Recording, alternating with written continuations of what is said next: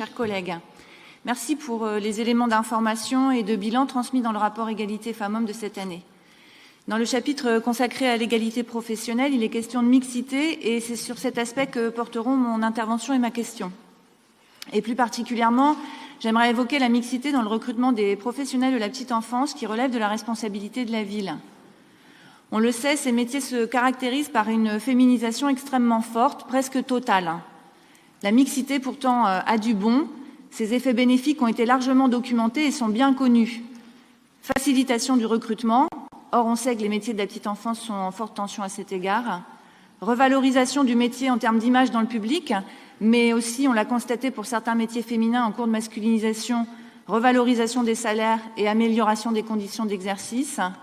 Enfin, la mixité permettrait de confronter les enfants dans leur parcours d'accueil et d'éducation à des femmes et des hommes, donc à la diversité, et d'éviter ainsi la reproduction du stéréotype qui veut que les métiers du soin et les qualités qui leur sont propres soient exclusivement l'apanage des femmes.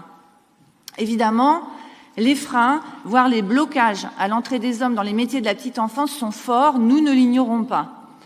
Les familles sont souvent réticentes à confier leurs enfants à du personnel masculin. Ceux-ci ne sont pas non plus toujours bien accueillis dans les équipes exclusivement féminines.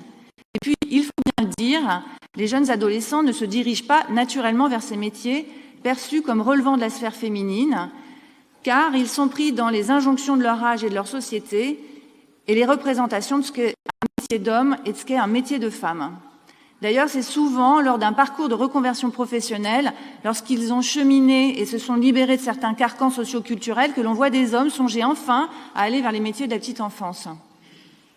Une ville ne peut pas à elle seule renverser une tendance aussi lourde. Nous en sommes conscients. Des actions néanmoins sont possibles, ainsi que le fléchage d'une politique locale. Le ministère des Solidarités a lancé le mois dernier une campagne de revalorisation des métiers de la petite enfance en donnant à voir sur son visuel de communication, sur la première page, un homme au milieu d'un groupe de jeunes enfants. Espérons que cette campagne contribuera à faire bouger l'imaginaire collectif. De son côté, la ville de Rennes réfléchit-elle à des actions, à des collaborations peut-être, et si oui, pourrait-on savoir lesquelles ?